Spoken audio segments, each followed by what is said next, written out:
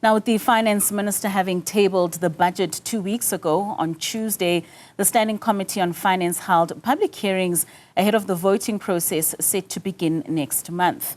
At least 23 civil society and workers' unions gave their input on the budget that proposed a VAT hike of 0.5 percentage point in 2025.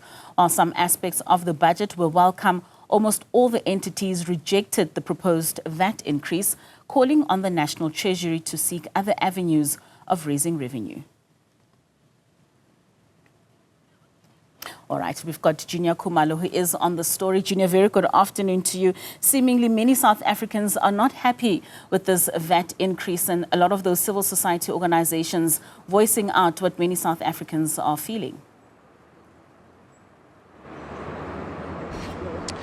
Indeed, Katlego, this was expected, especially once the public hearing process was open and most of these organizations were able to give their feedback. We saw that most of the political parties basically rejecting that VAT increase by the Finance Minister, the 0.5 percentage that was proposed. It was the same case now when all of these civil society organizations, as well as organizations representing workers, were given the opportunity basically to give their feedback on the budget as proposed by the minister 2 weeks ago. The first on the stand basically was COSATU's Matthew Parks.